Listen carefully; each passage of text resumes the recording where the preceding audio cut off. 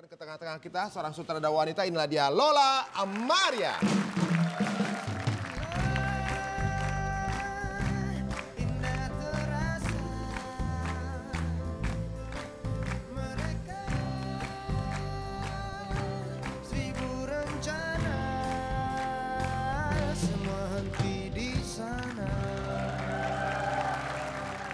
Lola, nah ini kan ibaratnya sekarang ini kalau berbicara mengenai buruh waktu kemarin ada demonya tuh buruh begitu ramenya gitu ya. Dan kalau udah bercerita atau mungkin mendengar kata buruh itu bayangan kita selalu yang wah demo nih gitu. Sebenarnya kalau terlintas kata buruh untuk seorang Lola tuh apa sih sampai akhirnya punya ide untuk memproduksi film seperti ini? Perjuangan. Perjuangan? Iya. Memang ada saudara atau siapa atau mungkin pernah merasakan menjadi buruh? Diri sendiri sebenarnya. Pernah? Karena kita semua buruh dan pekerja, jadi harus mendapatkan hak yang layak, hak dan kewajiban ya, semua seimbang. Tapi kenapa ambil temanya itu buruh gitu? Biasanya kan tema-tema yang menjual di Indonesia tuh yang ada hubungannya dengan percintaan misalnya ya. Mainstream lah, mainstream. Horor. Ya, horor. Atau buruh kecebur kubur gitu. biasanya yang minim-minim. Yang minim-minim. Gitu. Atau tema-tema alay misalnya. Tema. Soalnya gitu. Kenapa pilihnya buruh gitu, agak berat? Kenapa kamu pilih sana? soalnya ada banyak hal yang masyarakat sendiri nggak tahu. Undang-undang, terus hak dan kewajiban sebagai pekerja. Bahkan misalnya perempuan, dia wajib punya hak untuk menyusui, melahirkan gitu. Jadi kadang-kadang ada beberapa perusahaan yang tidak membolehkan karyawan perempuan itu menyusui. Sampai gitu. mungkin berakibat kena kanker payudara karena ditahan air susunya. Oh, iya, gitu ya. Ternyata banyak hal-hal perlakuan terhadap buruh yang kurang adil. Nggak gitu ya. fair, kayak misalnya udah 5 tahun tapi masih kontrak, nggak ada yang jadi karyawan, itu kan nggak benar. Harusnya ya 1 tahun aja kalau mau kontrak, selebihnya karyawan tetap. Nggak Tapi bisa 4 tahun, 5 tahun berturut-turut kontrak terus. Bahkan cuti hamil, cuti melahirkan. Iya, karena mereka juga itu harus pun nggak dapat ada. asuransi, jaminan sosial, upah layak, semua harus jelas. Tapi ketika ditanyakan kembali kepada pihak perusahaan, pasti dia akan jawab, ya kalau misalnya nggak suka dengan jabatan kontrak, kenapa nggak keluar aja, dibalikin begitu nanti. Nah, itu yang terjadi di sini. Oh, sekarang gini ya. Oh, ya. Jadi Jadi karena si pekerjanya butuh pekerjaan dan perusahaannya memanfaatkan itu, jadi kayak mereka harus tergantung sama perusahaan tersebut. sepertinya fenomena buruh bukan hanya di Indonesia kan? Di mana-mana. Di mana-mana. Iya. Nah, setelah Indonesia mau dibawa kemana lagi? Mungkin Apanya? ada rencana untuk bawa filmnya. Filmnya sempat diputar kemarin di Berlin, di 2 kampus dan satu bioskop.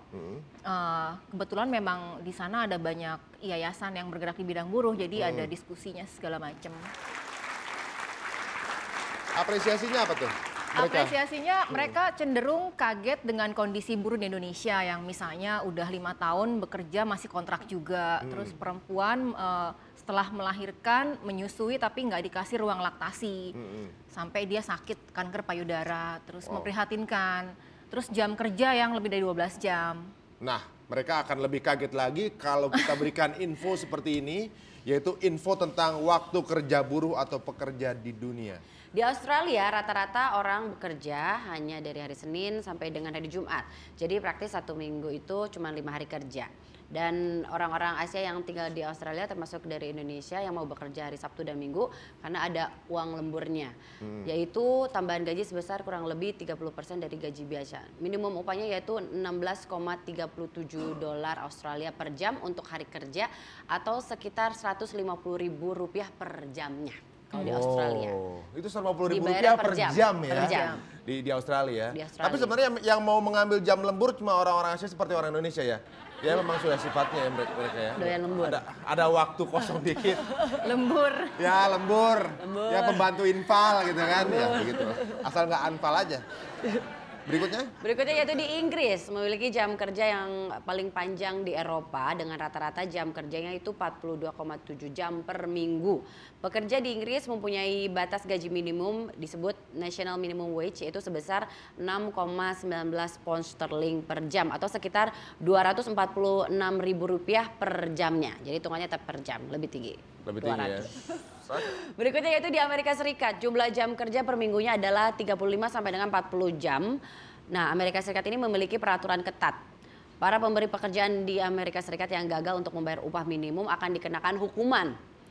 Minimum upahnya yaitu sebesar 7,25 US dollar atau sekitar Rp72.000 per jam. Minimum UMR-nya di Amerika Serikat itu Rp72.000 per jam. Nah, sekarang kita bandingkan dengan Indonesia. Nah, kalau di Indonesia, ketentuan ketenagakerjaan diatur dalam Undang-Undang Nomor 13 Tahun 2003. Jam kerja dalam 1 minggu telah diatur dalam 2 sistem, yaitu 7 jam kerja dalam 1 hari atau 40 jam kerja dalam 1 minggu untuk 6 hari kerja. Atau 8 jam kerja dalam 1 hari atau 40 jam kerja dalam 1 minggu untuk 5 hari kerja. Nah, dengan upah minimum yang disesuaikan dengan UMR. Kalau di Jakarta itu sekitar 2,2 juta rupiah UMR-nya. Ya, sebulan itu ya? Sebulan. Jakarta paling tinggi, Jakarta paling tinggi ya? Jakarta paling tinggi dan itu untuk strata lulus S1 ya. Nah, kalau keresahan Lola sendiri gimana tentang kondisi ini di Indonesia? Sebenarnya yang perlu diperbaiki itu apanya sih?